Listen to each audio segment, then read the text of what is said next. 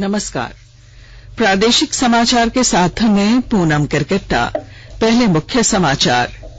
परीक्षा पे चर्चा कार्यक्रम में प्रधानमंत्री नरेंद्र मोदी ने विद्यार्थियों, अध्यापकों और अभिभावकों से किया सीधा संवाद। कहा, परीक्षा जीवन का महत्वपूर्ण हिस्सा, इसे त्योहार के रूप में अपनाएं। झारखंड में 15 साल से अधिक पुराने निजी और व्यावसायिक वाहनों से जुड़े विभिन्न प्रकार के शुल्क आज से महंगे।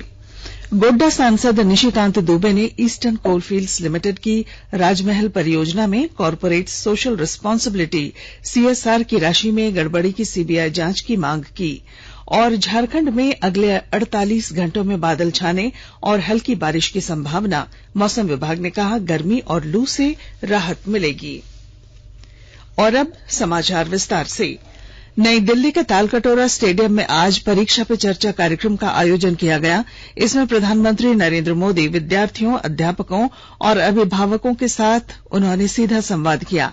यह एक बहुप्रतीक्षित वार्षिक कार्यक्रम है जिसमें प्रधानमंत्री परीक्षा को लेकर विद्यार्थियों के तनाव से जुड़े प्रश्नों के उत्तर देते हैं। कार्यक्रम में परीक्षार्थियों के सवाल कि परीक्षा में तनाव कैसे कम करें का प्रधानमंत्री ने जवाब देते हुए कहा कि परीक्षा जीवन का महत्वपूर्ण हिस्सा है। उन्होंने कहा कि परीक्षाएं त्योहारों के समय होती हैं, इसलिए परीक्षा को ही त्योहार बना लें। उन्होंने तनाव मुक्त रहने के लिए परीक्षा के समय भी सहज दिनचर्या को अपनाने का सुझाव दिया। डिजिटल युग में ऑनलाइन पढ़ाई को लेकर पूछे गए सवाल पर श्री मोदी ने कहा कि दोष ऑनलाइन या ऑफलाइन पढ़ाई का नहीं है। अगर खोजी मन हो तो पढ़ाई के माध्यम से फर्क नहीं पड़ता। उन्होंने ऑनलाइन पढ़ाई का एक अवसर के रूप में लेने को कहा। प्रधानमंत्री ने कहा कि समय के साथ पढ़ाई में भी बदलाव आता रहा है। तकनीक के माध्यम से चीजों को पाना आसान हो गया है। राष्ट्रीय शिक्षा नीति पर उन्होंने कहा कि यह नीति व्यक्तित्व विकास के लिए कई अवसर दे रही है। उन्होंने कहा कि राष्ट्रीय शिक्षा नीति की बारीकियों को जमीन से उतारना होगा। उन्होंने अभिभावकों और अध्यापकों को अपने सपनों को बच्चों पर थोपने से बचने का आग्रह किया। उन्होंने खेल के महत्व पर भी विशेष जोर दिया।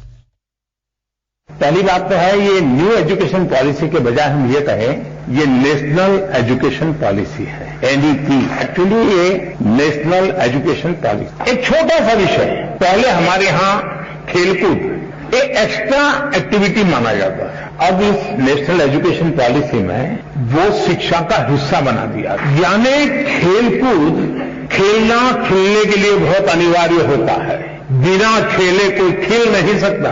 अगर आप खेलना चाहते हैं, खुलना चाहते हैं, तो खेल जीवन में बहुत जरूरी है। टीम स्पिरिट आता है, साहस आता है, अपने प्रतिस्पर्धी को समझने की ताकत आती है। ये सारी किताबों में से जो सीखते हैं खेल के मैदान में आसानी से सीख सकते। लेकिन वो पहले हमारी शिक्षा व्यवस्था से बाहर था, एक्स्ट्रा एक्टिविटी था, उसको प्रतिष्ठा दी। अब आप देखते हैं कि परिवर्तन आने वाला है और इन दिनों खेलकूद में जो रुचि बढ़ रही है तो उसको एक प्रतिष्ठा मिली है।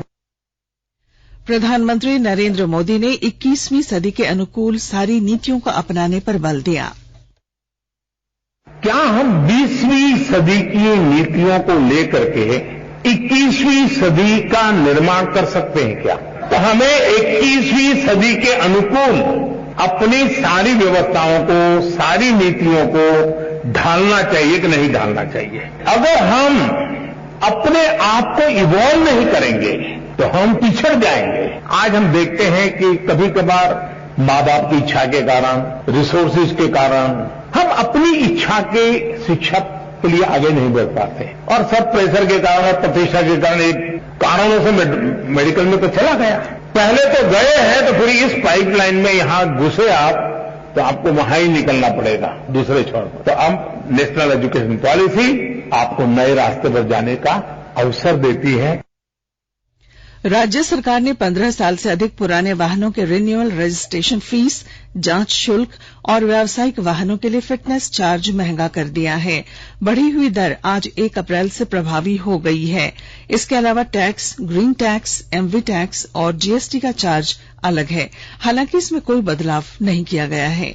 जानकारी के अनुसार 15 साल से अधिक दोपहिया वाहनों के लिए अब रिन्यूअल रजिस्ट्रेशन फीस 300 रूपये की जगह 1000 रूपये और जांच शुल्क 200 रूपये की जगह 400 रूपये लगेगा।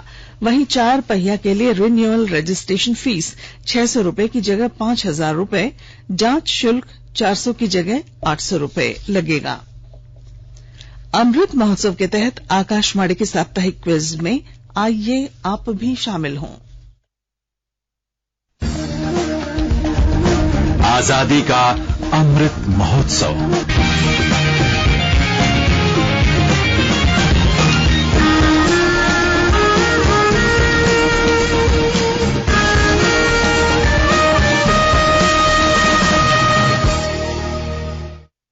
राष्ट्रव्यापी कोविड रोधी टीकाकरण के तहत देश में अब तक 184 करोड़ 31 लाख से अधिक टीके लगाए जा चुके हैं। स्वास्थ्य मंत्रालय ने कहा है कि कल 23,57,000 से अधिक टीके लगाए गए। स्वस्थ होने की दर बढ़कर 98.76% हो गई है।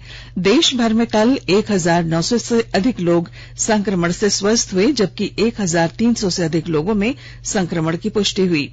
देश में इस समय केवल 13,307 कोरोना मरीज ही सक्रिय हैं, जिनका उपचार चल रहा है।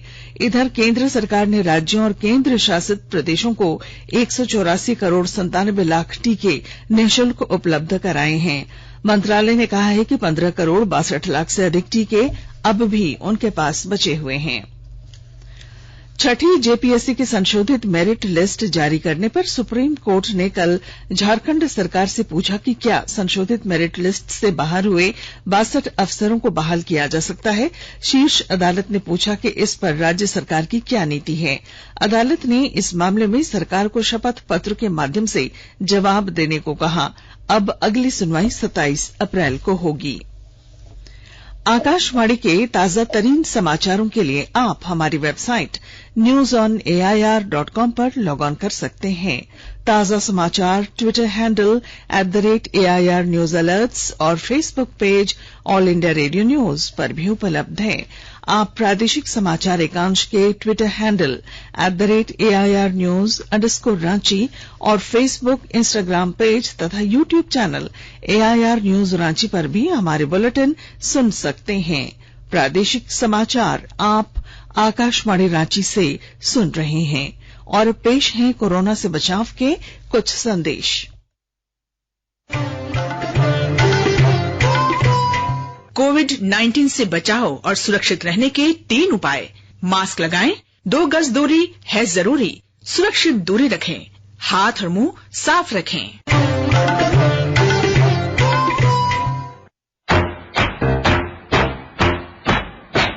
चलो मिलकर एक शुरुआत करें, चलो एक फैसला आज करें। मास्क नहीं तो टोकेंगे, कोरोना को रोकेंगे। चलो एक इरादा करते हैं, चलो कुछ वादा करते हैं। मास्क नहीं तो टोकेंगे, कोरोना को रोकेंगे। भारत सरकार द्वारा जनहित में जारी। प्रादेशिक समाचार में आपका फिर स्वागत है। गोड्डा सांसद निशिकांत दुबे ने ईस्टर्न कोलफील्ड्स लिमिटेड की राजमहल परियोजना में कॉर्पोरेट सोशल रिस्पांसिबिलिटी CSR की राशि में गड़बड़ी की सीबीआई जांच की मांग की है। सांसद निशिकांत दुबे ने पिछले 10 साल के दौरान क्षेत्र में किए गए CSR खर्च की जांच की भी मांग की। पिछले 10 वर्षों के दौरान ECL द्वारा किस किस उपयोगी कार्य में राशि खर्च की गई है, इसकी भी जांच की मांग की गई है। ज्ञात हो कि इस परियोजना में 3 वर्षों से उत्पादन में कुछ कमी हुई है। आपको मालूम हो कि गोड्डा जिले की ईस्टर्न कोलफील्ड्स लिमिटेड की राजमहल परियोजना एशिया की सबसे बड़ी ओपन कोल माइंस है। केंद्र सरकार ने झारखंड को 2019 से 2021 के बीच ग्रामीण विकास कार्यों के लिए लगभग 12,000 करोड़ रुपए जारी किए हैं। यह जानकारी रांची सांसद संजय सेठ के सवाल पर केंद्रीय ग्रामीण राज्य मंत्री ने दी। उन्होंने लोकसभा में बताया कि ग्रामीण विकास विभाग के अंतर्गत कई योजनाओं पर झारखंड में काम हो रहा है। प्रधानमंत्री आवास योजना के सफल क्रियान्वयन को लेकर रामगढ़ जिले के लाभुकों ने प्रधानमंत्री नरेंद्र मोदी को धन्यवाद दिया है। विस्तृत जानकारी दे रहे हैं हमारे संवाददाता। रामगढ़ जिले में प्रधानमंत्री आवास योजना के सफल क्रियान्वयन को लेकर लाभुकों ने प्रधानमंत्री को धन्यवाद दिया है। इन लोगों को आवास मिलना सपने जैसा है, क्योंकि ये पहले खपरेल या मिट्टी के मकानों में जिंदगी गुजर करने को विवश थे। प्रधानमंत्री आवास योजना के लाभुकों को अब मौसम की मार नहीं सहनी पड़ती है, क्योंकि इनके ऊपर अब पक्के छत के मकान का सहारा है। प्रधानमंत्री आवास योजना के तहत अच्छे कामों के लिए राज्य सरकार के द्वारा रामगढ़ जिले को पुरस्कृत भी किया गया है। प्रधानमंत्री आवास योजना 2015 में हाउसिंग फॉर ऑल मिशन के तहत लॉन्च की गई थी, जिसका सफल क्रियान्वयन 2016 से शुरू हुआ है। देश के प्रधानमंत्री का सपना है कि मार्च 2022 तक हर भारतीय के सिर पर पक्की छत, एक किचन और टॉयलेट हो तथा घर का नामकरण इस घर की महिला के नाम पर ही हो। कौशल किशोर तिवारी, आकाशवाणी समाचार, रामगढ़। हिंदू नववर्ष यात्रा में सुरक्षा व्यवस्था को लेकर जमशेदपुर शहर को 5 जोन में बांटा गया है।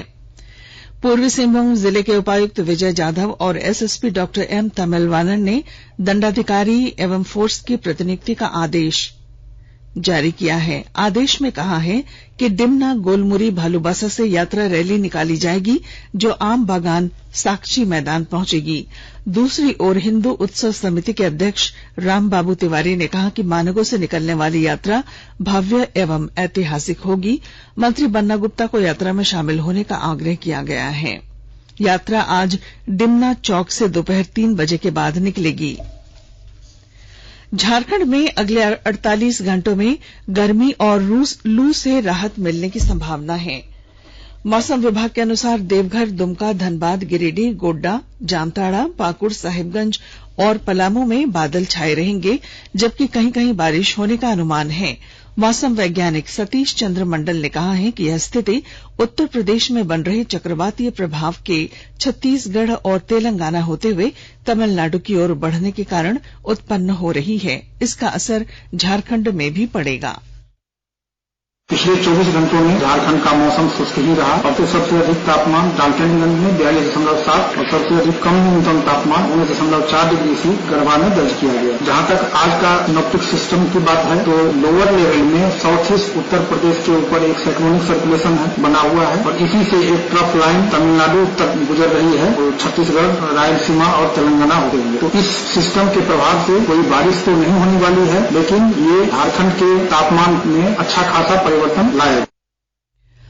इधर कल तक राज्य के विभिन्न जिलों में भारी गर्मी और लू चलने की संभावना बनी रहेगी।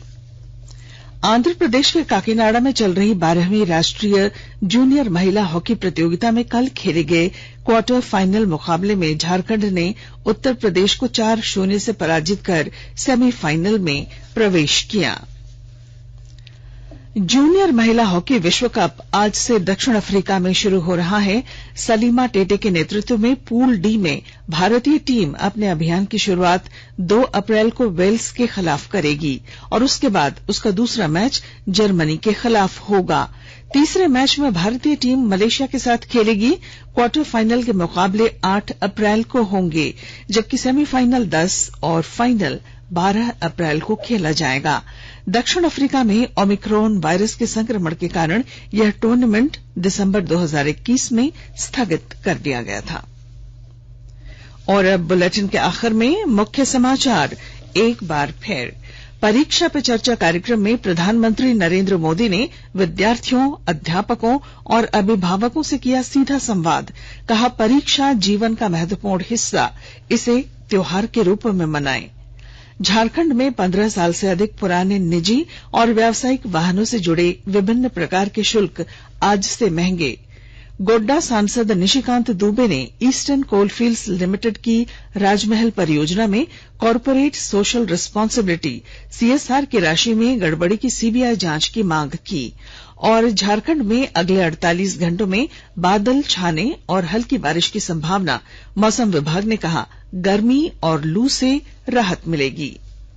और इसके साथ ही आकाशवाणी रांची से प्रादेशिक समाचार का ये बुलेटिन समाप्त हुआ। नमस्कार।